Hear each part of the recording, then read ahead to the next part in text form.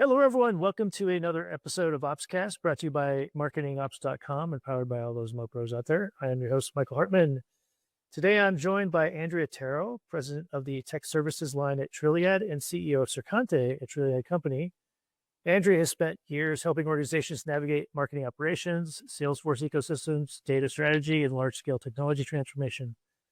But our conversation is going to be less about the technology itself and more about the human side of change in the AI era. We're going to talk about why so many organizations are struggling to move quickly, how fear and risk tolerance are shaping AI adoption, why governance models may need to evolve, and what separates organizations that are actually activating AI from those that are stuck debating it. Should be a thoughtful conversation about speed, trust, process, and the trade-offs companies are making right now as AI shapes how go-to-market teams operate. So with that, Andrea, welcome to the show. Thanks for having me. Yeah, it's great. Well, it's been a while for us to get this started. So, when we talked before, um, yeah, that we've talked about that for years. The hard part of operations work was building technology, but now it seems like technology is getting easier, or at least more democratized, maybe, while while the people and process side is getting harder. So, A, do you think that's true? And then B, like, what do you think has fundamentally changed that has kind of led us to that spot today? Yeah, we see this everywhere. And obviously kind of being in the technology consulting space, like we have a lot of respect for like the very smart technical minds and technologists that build awesome solutions for customers. But that soft side of change, like the human side, is more relevant than ever. And I think we're seeing that right now with AI and just like convincing people to use the tools and to its fullest potential. That's where a lot of the hard work is happening right now. And it's not a limit of the tech platform that's holding us back, but just kind of where the rubber meets the road with the team. And something that illustrated this for me recently was like I think the stereotypical tech founder used to be like the antisocial dude in a hoodie that like was a coding expert and was respected by all the developers. But the Wall Street Journal had a headline last week where Silicon Valley VCs are sending their tech founders to etiquette school to like figure out how to talk at a cocktail party and social etiquette and social norms. And I think that like really emphasizes how important it is to pair the human element with the tech element if you really want to have change that sticks. Yeah, it's interesting. It's funny that you bring that up. I didn't see that headline or that article, but um, having kids who are in that kind of college age, right? I think it's interesting to see how the interactions for them are different than what I remember when I was their age. And I'm, you know, Yeah. pre-internet and all that kind of stuff. And there's all kinds of books like I just finished reading a few months ago, The Anxious Generation. Well, truth be told, I didn't read it. I did the audiobook. But I told my kids, it's like, you need to read this because this is about you, right? But a big part of that is about how, just in general, like communication is not happening on a regular basis. There's another article I'd referenced a couple of times in recent podcasts that somebody shared with me. And I haven't dug into the research, but somebody's done some research that says it's something like over the last 10 years, and I don't remember exact 10 years, it wasn't for 2026, but say 2024 or something, there's been like a 30% reduction on the average number of words spoken by people. And I think it's fairly global, if I remember right, but certainly in the North American space. So all that makes Yeah, sense that's now, so right? fascinating. And honestly, like I think like ops folks have been on the front lines of this for a long time, but like you can build the most perfect tech solution in the world, and if people don't use it the way that you expect, or you can't win over hearts and minds with the change that you're looking to drive, like it's never going to succeed. And I think we're seeing that now more than ever. Yeah, I think that's true. I mean, it's a combination of this like rapidly evolving technology plus these other social economic kind of things playing into it. So let's go to like, so how much of this is for AI adoption? And I guess specifically is like, how much of it do you think is a technology one versus a trust one or change management, or is it something else completely that's like causing it to be a little bit, because it feels like it's very uneven how it's being adopted across different organizations. Yeah, I think it's primarily a change in a leadership problem. I Ooh, mean, okay. the tech tools are like they are what they are. They're not perfect. There's certainly like still gaps in LLMs and some of the tooling that's available to us. But in general, like the potential of the tools has far outpaced our ability to effectively leverage them within our organizations. But I think too many leaders are coming at AI with the angle of like, okay, we're going to use this to eliminate jobs, or we're going to use this to like work so much harder, and it's not really falling. They're not striking the right tone with their team, and Yeah. individual contributors are looking at their heavy workload and the Yeah. tools that they're being provided to do it, and when they're asked to innovate with AI, they're thinking like, who is this for? Like, is How in this that to world am I going replace to fit me? this into my day-to-day job? Well, Yeah. like, yeah. Yeah. Is this so the CEO can get a raise? Is this so I can like produce more hours? Like who is this for? And I feel like there's not enough messaging and communication and like trust building around like this can be a tool for all of us. Like it doesn't have to be a tool that lets you turn 40 hours of work into what used to take 60 hours to output. Like this can be a tool for us to all be more effective, to live more balanced lives, to generate better outcomes for the company, but also for individuals. And I feel like we're overdue for a narrative shift around like what is AI and who is it really for? Yeah. I mean, it feels that point about individual contributors. I don't even think it's individual contributors. I think also middle managers are under a lot of pressure.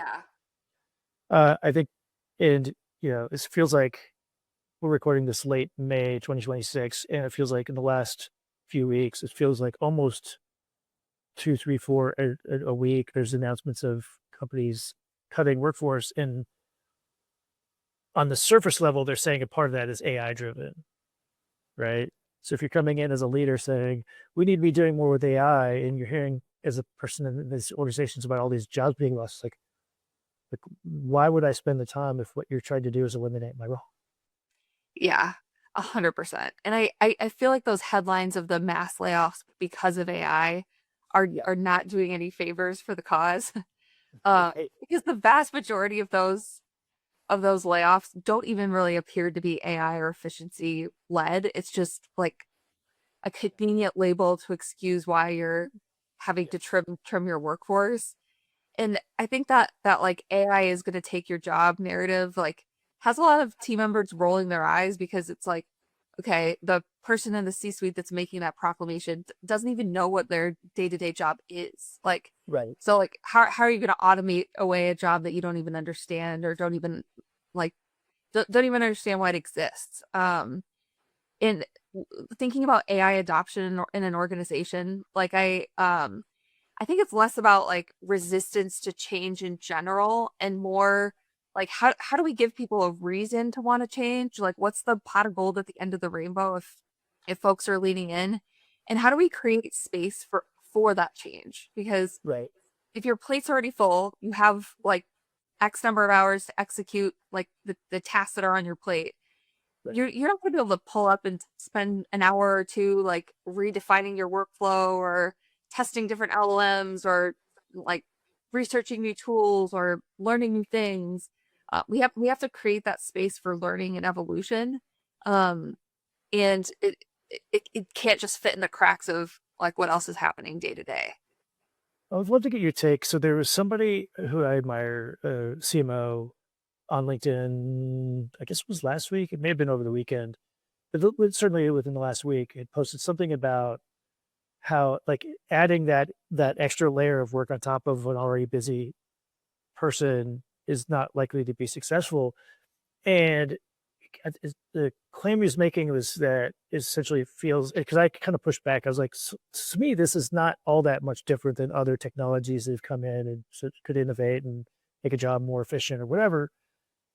And his take on it is like, this feels fundamentally different. And I'm torn because I don't know if it feels fundamentally different because it's like where we are in the middle of it, or if it truly is different than, say, I don't know, the steam engine, right? If you go far enough back. What's your Yeah. take? One of the pieces that feels different to me is like a lot of talk about like making work more efficient assumes that like the outcome is like the output will be higher.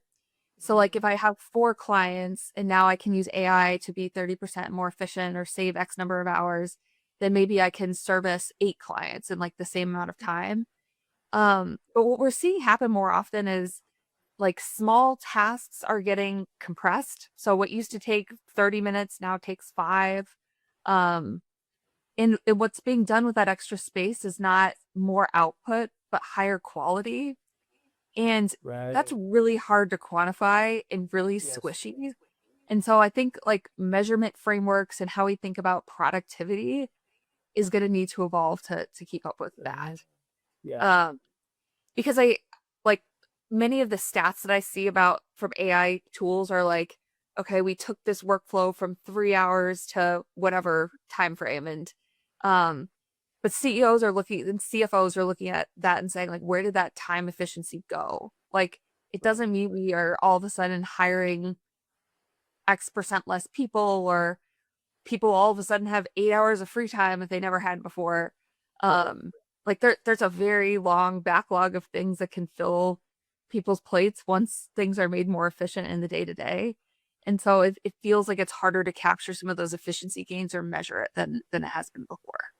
Yeah. I mean, to me, one of the things I've seen, or I think would be a benefit of sort of ex- getting that more of that time back. So I'll put it in the terms of like like a demand gen marketer, right? Who's got to build out campaigns. And say they've got this great idea and it ends up working well, and they go like, "Oh, this is our audience." So rather than sort of segment that audience into smaller chunks, it is because there's time constraints.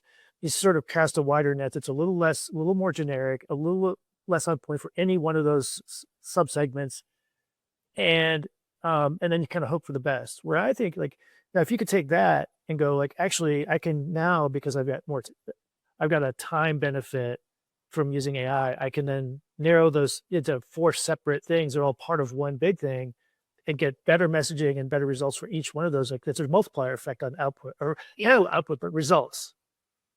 Like, and I think Yeah. that to me is like, but you're right. Like, how do you measure that? Yeah. How do you say that thanks to AI, like we move the needle on click-through rate, or we move the needle on like opportunity influence for this Right. certain content channel? It's really hard to draw those like super crisp conclusions. Yeah, and then you get into things, if you think it in the marketing, right? You get into the whole like, is attribution and like what should marketing be measured on anyway, right? And who gets credit for it?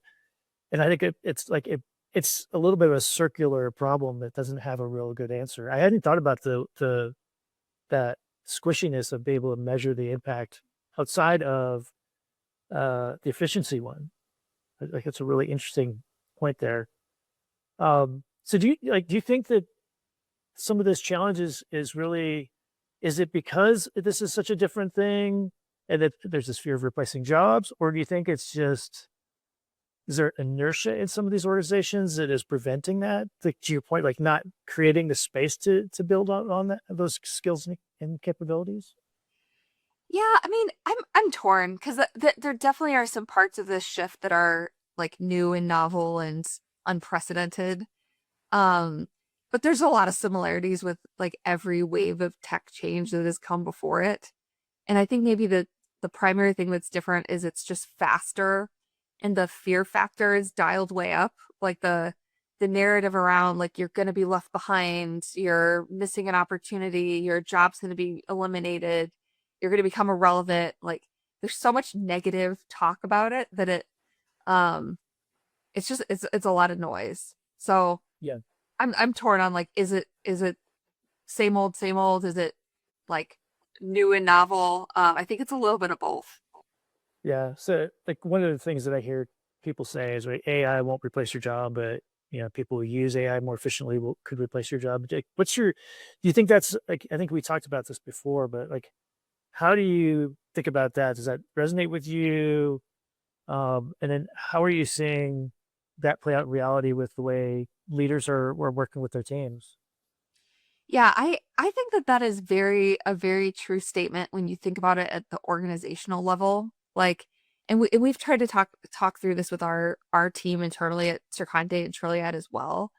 Because like, if you're not evolving, somebody else is evolving, and we're not looking at our team saying like, oh, if you're not using AI, we're going to replace you with someone who is. But the reality is like our competitors are racing to figure out how to be more efficient, be more nimble, charge higher rates, deliver the same outcomes in less time. And if they crack the code before we do, like we're all gonna be out of jobs. Like we're just Yeah. slowly gonna start losing more deals. We're not like so, and we can't control the future unless we actively participate in it. So we want to disrupt ourselves so that we as an organization don't get disrupted by people that are more nimble and able to embrace change. So, yeah. So, and then there's this pressure, like it feels like everyone's being told, like, go do quote do AI or Yeah. incorporate AI into your day to day activities, and to do it fast. But then I think then there's you hear stories about um, IP being exposed and things like that, right? So how are you seeing people manage that? I guess tension, for lack of a better term, between wanting to move fast and to minimize the risk you're talking about while also minimizing the risk of potential downside of AI being incorporated. Yeah, I feel like AI is challenging us to redefine like how we think about security and governance more generally because organizations that are super conservative in their posture towards that, they're not innovating. Like their teams are frustrated because they're filling out 14-page questionnaires about like the security of a tool that they want to just like pick up and tinker with. And so IT and security are becoming bottlenecks and barriers to innovation rather than leading the organization through this change. Yeah. What we see happen more often than not is like shadow IT popping up in response to that. Like if it's too hard to get approval for a new tool, people are just going to sign up for a license with their personal email address and use it on the side.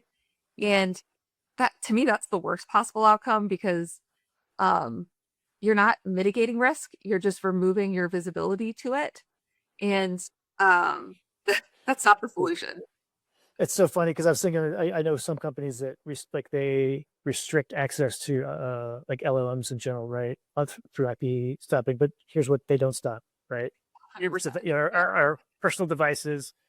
Yeah. And it's funny you bring up the shadow ITs. Like this reminds me, the reason I was sort of laughing is because reminds me exactly the same thing I dealt with when I was asked to take on an initiative to try to reduce what I would call is like not reduce. It's sort of a similar thing, right? The initial was like go reduce cost on support as revenue was increasing, and typically it had been in parallel, right?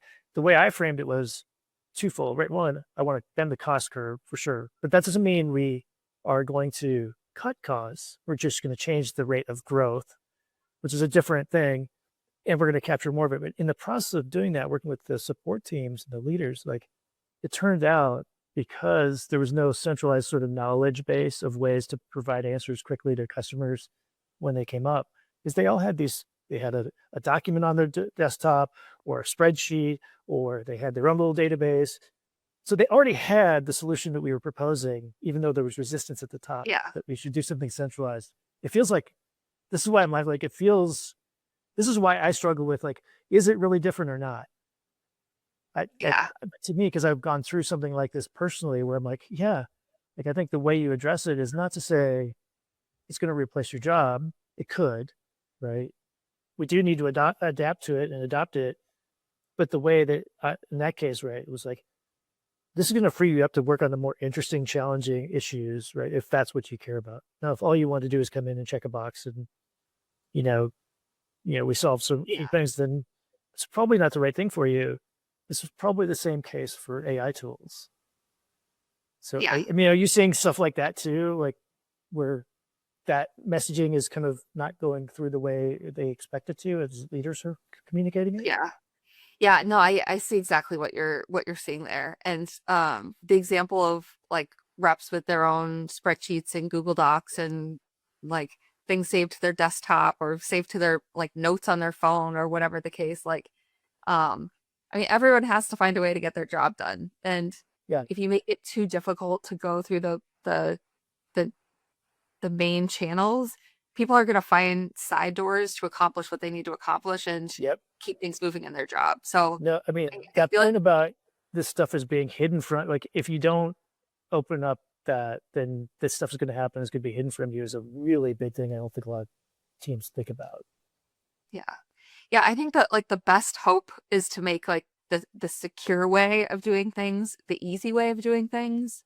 Like give your team the tools that they need to do their jobs, give those tools access to the data needed to provide context to power some of those LLM conversations and like make that the default versus like forcing people to find these side doors to get done what they need to do.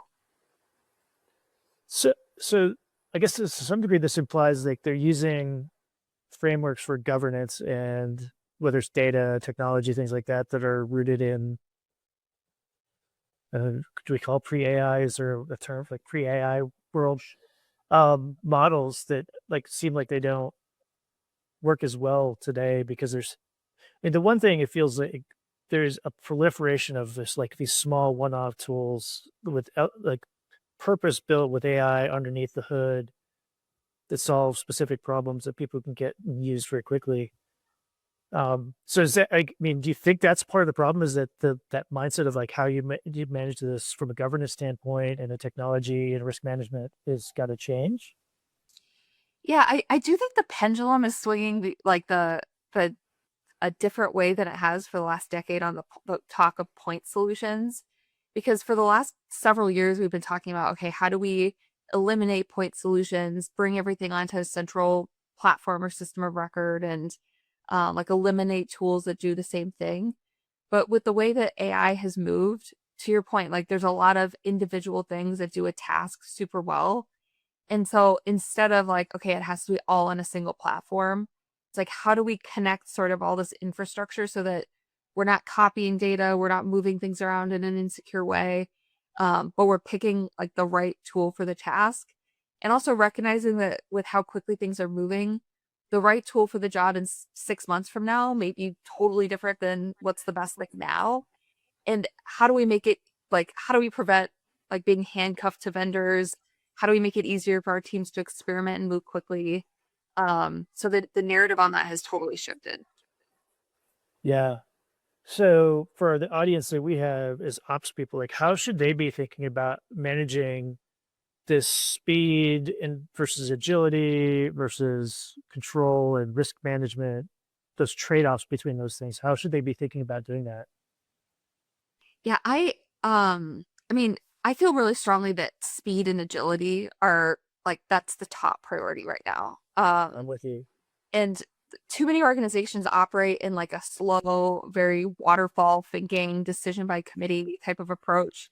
And it's resulting in organizational gridlock where nothing gets approved and Yeah. folks have to work around the system. If it's like a 6 week approval process to run an experiment that takes like all of 6 minutes, you're on like the wrong side of the risk to the risk to speed trade off. Somehow I don't think that's just a theoretical thing. It feels like that's been a real experience that you've seen. Oh yes, we see that a lot, unfortunately, in our customer orgs.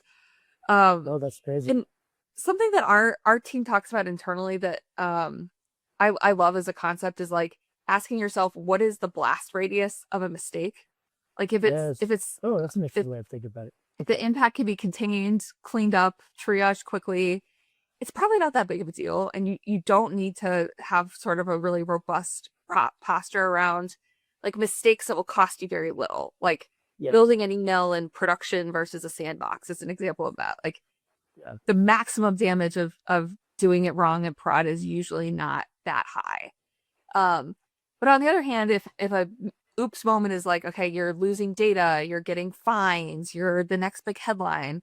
Like obviously you need to have your ducks in a row on a from a security perspective. So like what are an alternate term for that is like Amazon uses the term like one-way door versus two-way Yeah, doors. yeah. Like, I think you're the one who told me about this. Now that I think about it, because that's been in my head a lot yeah, lately. I love it. It's Yeah, like if you could just walk back through, like, oh, I don't want to do that. Like, don't overthink it. But if it's like, all right, this is a permanent decision that's going to have lasting consequences, right. you obviously need to think about those a little bit differently. Well, I love the addition to that model or framework, the blast radius one, because I think they're kind of addressing two different sort of components of a decision making process. One is if I make this decision to move forward, can I undo it and go back to where I was or go to another door? The other one is if I go through that door, am I exposing me, an organization, to a risk that is actually one that is, even if I could go undo it, right? Once it's out there, it's out there. Yeah. Yeah, Okay. 100%. Okay. Yeah, I like that combination. That's a really interesting way to do it. There's probably someone's going to come up with a good acronym for that. Kind of some sort of good matrix will come out of that. You know. Yeah. Yeah. So that's interesting. The like I still struggle with like I don't think a lot of companies or organizations think about trade-offs like that, right? They think they don't think of them as a kind of a spectrum or in this case, right, two dimensions at least. So um how are you trying to get your clients, or it sounds like you do a lot of this internally too, find what you do with your clients, like how are you doing that with clients, like getting to start to think a bit differently? Because like the one thing, like I said, I'm struggling with, like, is this a fundamentally different thing than past big changes? Like the one thing that does feel like it is different is that the amount of new stuff, your point about like 6 months from now things are different. Like I've been here struggling. I invested in building out a lot of deep knowledge about me and how I work with ChatGPT. It just happened to be the one I used. I keep hearing all these great things about Claude. I'm like, should I jump and move and like all that work? And I'm like, I can't decide. But then I'm like, they're going to leapfrog each other. So like, is that, like, are you like, is that really the fundamental change that's happening now? Is it just changing so quickly and it's hard to like go like, how am I locking myself into something I can't undo? Yeah. Yeah, I think the concept of like shelf life is rapidly evolving because I mean Yeah, we used to talk all the time doing CRM and marketing automation implementations like you want to build for the long term, like you want to pick a yeah, platform that you're going to be on for the next 3 to 5 years and not make architectural decisions that you're going to have to undo. I just don't think that's the reality anymore. I mean, like the big LLMs like ChatGPT, Claude, Gemini, it's been fascinating to watch how like one pulls ahead, one drops behind, one pulls ahead, one yeah, drops behind. And yeah, where my head is at with that is like I don't want to pick a winner or right, like make a long-term commitment to any platform until I absolutely have to. So like right. shorter term contracts, allowing our team to choose the tools that they want to use to for different types of tasks, um, and testing the models against each other. Um, Mm, feels like where we need to be right now. I've gotten to a place where most sort of like routine queries, if I have the time, I'll put it in the Gemini, Claude, ChatGPT, and it's fascinating to see where some miss and where some don't. And um, it's just a great sanity check that like we're not really ready to hand over the full keys to yeah. the AI overlords just yet. Like they're human in the loop definitely needs to still be in the picture. Because no model is getting it right 100% of the time. Yeah, it's interesting. I've only done what you described a few times. I should probably get back to trying that. But one thing I did do recently was collaborating on a project with someone, and I was using ChatGPT. That person was using Claude, and generated something out of Claude. I used ChatGPT to evaluate it, tweaked it. Like I think the combination ended up being something better than either one of them would have done by itself, too. Yeah. Yeah, I think there's a lot of value in that. Like multiple team members using different models and Yeah. using it to come up with the best possible output. Which like now gets back right back to this, like, how do you like this is why that idea of giving people a little more freedom to pick and choose what they're comfortable with, as long as I think this is where the problem of these people are thinking that middle managers are going to be less and less relevant, right? I think this is where they can play a role, is like evaluating the output, and guiding and helping people, independent of whether or not they know how the LLMs all work, which they probably should know at least to some degree. But like Yeah. that to me is one of these fallacies that's out there. Is like, oh, this work is going to come out and it's going to be better, more efficient, etc. But is it really? I mean, Yeah. I think Who's the judge of that? right. I mean, somebody I heard talking the other day, and I think he kind of alluded to something like this earlier in our conversation today, is that if you are a low, a bottom 50% kind of person of whatever it is you're producing stuff that you can now use LLM, like your work is going to get elevated. But if you're in the top 50%, it's actually going to bring it down, because the models essentially are geared towards getting to the middle, right? What's average or typical. And I think that's when I started hearing that, I was like, oh, that fundamentally describes my experience, right? When I'm dealing with something that I know really well, I don't find the output as good. Yeah. Are you seeing that? Like, does that ring true with you too? That does ring true with me. And that I do think that the power of human discretion paired with these models is really important. And on that like bottom 50%, like I see some folks that maybe weren't the highest volume producers in the past era. Like now you can get Claude to spit out a like 50 slide deck for you that like looks really smart, sounds really smart, it's really beautiful. But when you start digging into it, it's like it just looks smart. Like it isn't actually smart. And like that discretion of like, okay, the LLM is going to take us through the first 70-80% or whatever, but that human is refining the last 20% to make it really commercially viable and impactful, and just sense checking it. Like that 20% we're not going to lose the value of.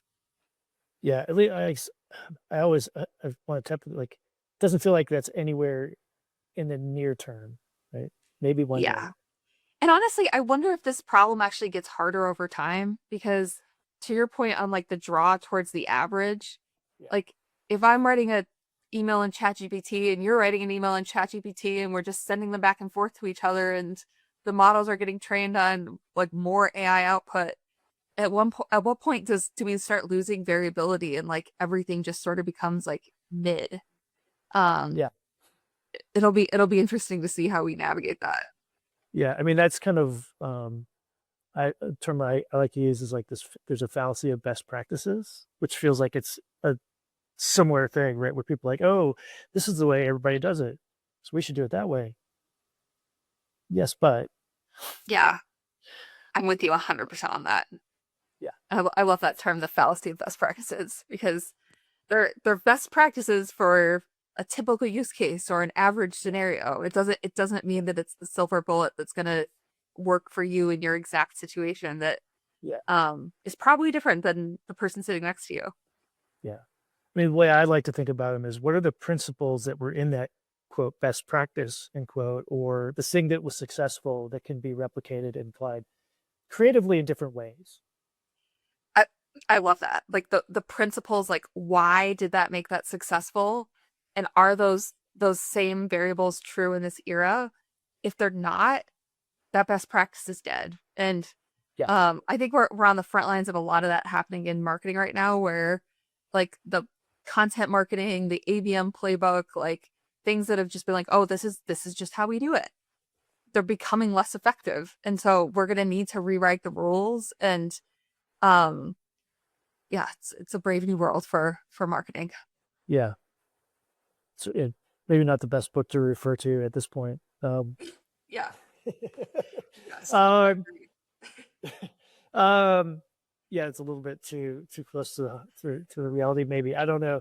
Maybe not that close. No, but so when we talked before, you had talked about the difference between, I think, the term governance and activation. It feels like maybe that's what you're talking about, right? Is there's like a new way of thinking about how to manage this change. Like, what does that mean to you, and like, how would it apply for the people who are listening? Yeah, I have to give credit to my friend Corey Snow for this paradigm shift, but like reframing like governance as a function to the activation team. So instead of seeing governance as like the department of no, it's like the department of how to. Yeah, Um, Governance like implies that you need to be governed. You're creating rules. You're like blocking things from happening. But many of our users are pretty ungovernable. So instead of trying to make them not do the things that they want to do and doing governance to them, like how do we give them the training, the tools, the knowledge, the data to do what they want to do in a like safe and compliant way?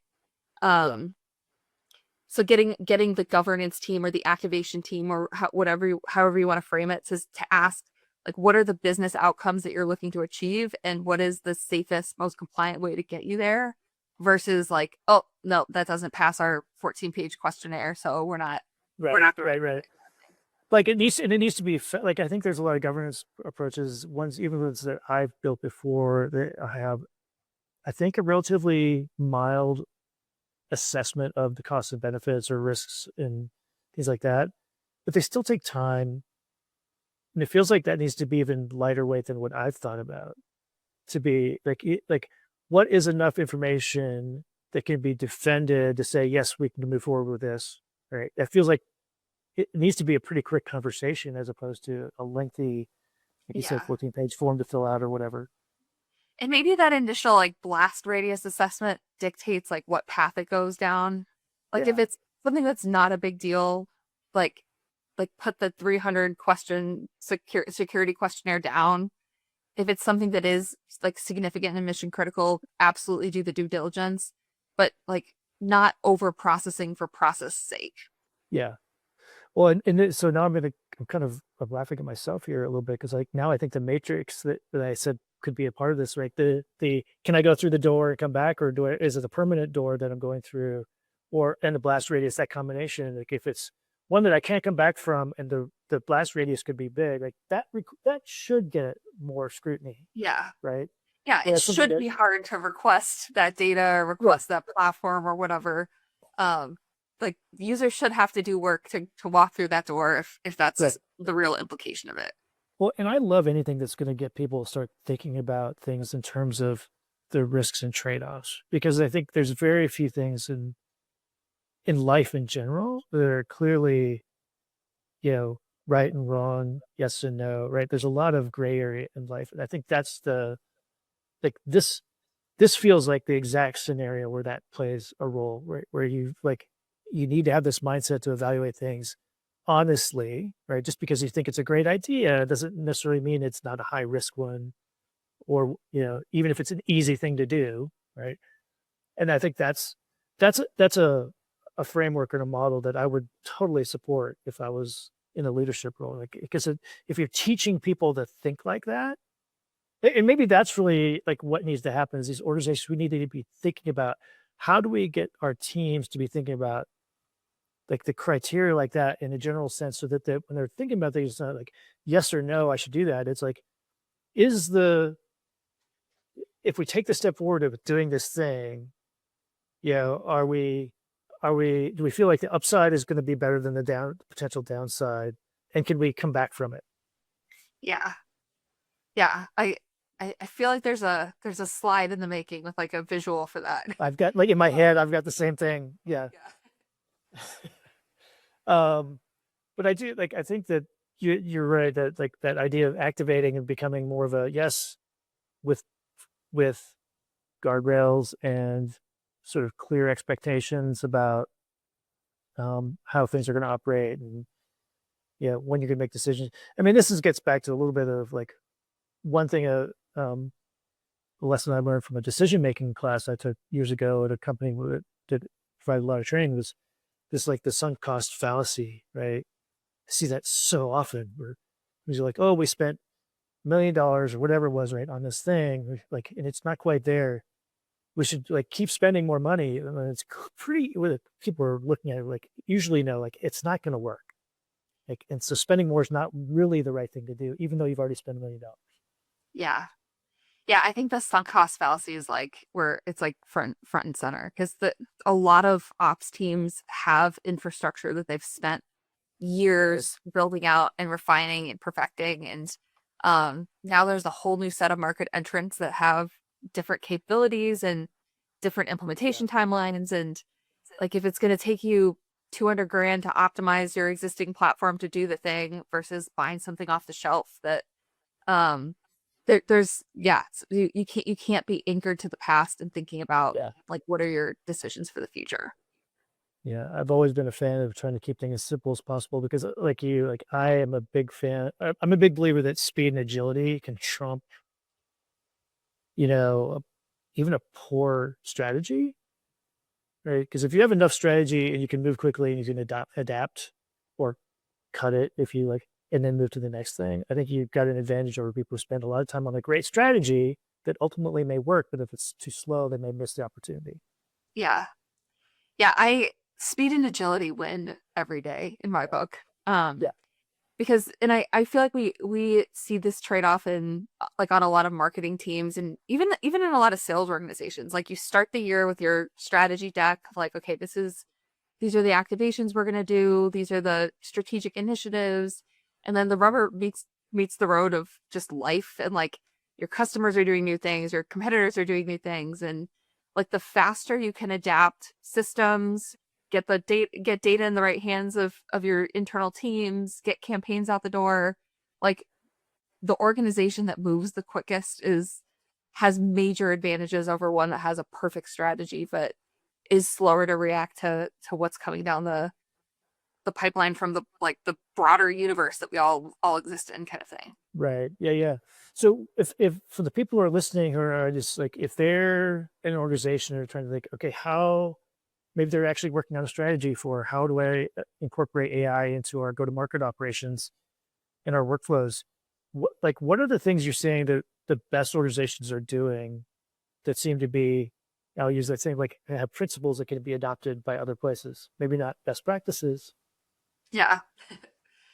Yeah, I mean the organizations that seem to really be hitting their stride with this have like top down support and alignment for the need to innovate and the potential of AI in the organization. So I do think there's an aspect of like you got to work for a team that sort of gets the vision and sees the light kind of Yep. thing. Um I'm also seeing like high performing teams, like they're providing their team with tools, but they're also teaching them to fish with those tools. So teaching them the principles, not just like making rules, but explaining like, okay, this is what we're trying to do. This is how we think about these things. This is how we make decisions in this era. Um, so that like as process changes are being pushed out top down, bottom up, the team is innovating and being agile and embracing change from their seat. So it's kind of a so if I could boil it down to like the three things, it's like leadership alignment, um, like top down process evaluation and change. So like these are tools and processes that we can standardize across our whole team, and then that teaching people to fish bottom up innovation where you're giving people the tools to be their own change agents and improving their own workflows versus waiting to be told like, okay, this is the process that's changing because of AI. Yeah. Okay. I mean, I love that anyway. Can I just want to clarify on the leadership alignment piece? Is that the leadership agrees that there's an AI benefit and that they agree on what they expect that benefit to be, and then that's communicated, or is it more of a mandate kind of thing? Like, how do like what do you? Because like I could see lots of different interpretations of what that means. Yeah, and I feel like it has a lot of legs because Yeah. I mean, like I feel like every CEO on the planet right now is getting the message from their board, like we got to do more AI, we need to do more with AI, and then many of them are just turning around and repeating that message to their organization without a lot of clarity on like what does it mean to do AI and like how are you measuring that and like what Yeah. does good even look like. Um, I think also we're seeing a lot of CEOs beating the we got to do AI drum, and then like security infosec don't get the memo, and so it's like we got to do AI, and the teams are trying to embrace innovation, and then they're getting like handcuffed to these giant security questionnaires again. Yeah. And if it's like ops versus security, and ops is responsible for convincing security that they need to loosen their posture, that's usually not a winnable battle. Like you really do need the C-suite to be aligned on, like we have to be agile, we have to lean into innovation, we have to change, or it just doesn't end up happening. Yeah. So it's a it's a tough one. Like I feel like the C-suite in general is getting a lot of pressure around AI, and postures need to evolve for their teams to really successfully partner with them on that change. Yeah, it's just like something just popped in my head. I mean, it feels like this the challenges with evaluating the like ROI or the sort of the financial benefit of adopting AI do seem like really difficult, kind of similar to what marketing has faced for years, right? How does marketing measure itself as from a financial standpoint? Um, and it almost feels like there needs to be, I don't want to say no accountability to the financial performance, because that's got to be realistic. And like one of the things like I have avoided using a lot of automated AI stuff is because when I've tried it, like unexpectedly high volumes of transactions that each have a cost to them, right? Um, and but I do think there's almost needs to be a what are the again I'm going to use the word principles, but what are the principles we believe we in terms of like the major things we're going to get as a benefit, and do we feel like we're making progress towards that in kind of a larger Yeah. larger point of view? I think the analogy to marketing's measurement problems actually is super relevant because I mean, we've been chasing like perfect marketing attribution for eternity, and Yeah. some things you can very clearly point to, like, okay, this is the pipe generated, or the pipe that was matured by this marketing initiative, and like Right. we have better metrics than we ever had before. But there's still this whole category of stuff that's like you either see the value or you don't. And like Yes. you're not going to get a dashboard element that tells you like, yep, you sent a client newsletter, and like you either believe in a client newsletter or you don't. Like you either anecdotally see the value and you like see the metrics that it's performing. But like there's no amount of data that can convince you that like talking to your customers is a good thing. And similarly, like with AI, I mean, there's some things we can measure, but there are also things like, all right, a search that used to take me 15 minutes now takes 2 minutes. Do we believe that faster search is valuable? Like, I would say yes. But like, are we going to see that drop to the bottom line? Probably not. Like, was at least not in the near term, right? I think yeah. that's the challenge. Yeah, this has been a fun conversation. I guess maybe I'll leave it like wrap up here. Like, is there anything we haven't covered yet? Do you think that our audience, primarily operators, would benefit from hearing that we hadn't covered? I think we covered a lot of ground. Yeah. I mean, I think the bottom line is like the space is evolving really quickly. The human aspect of change is equally important, if not more important, than the actual tech itself. And ops teams who are agile and like focus on time to value of the things that they're shipping, I think those are the teams that are going to pull ahead and win. I love it. This has been so much fun, Andrea. Thank you so much. If folks want to continue with you or learn more about what you're doing or what's happening at your organizations, what's the best way for them to do that? I'm on LinkedIn. Love to chat on LinkedIn. And then we Trilliad.com. We have a great blog and full webinar lineup and a lot of great content to share with listeners. Terrific. That's been great. Well, again, thank you, Andrea. It's been a lot of fun. I've really enjoyed the conversation. It's actually kind of crystallized some thoughts in my head. So awesome stuff. I appreciate it. Thanks to our audience out there for continuing to support us. If you have ideas for topics or guests or want to be a guest, you can reach out to Naomi, Mike, or me. We'd be happy to get the ball rolling. Until next time. Bye, everybody.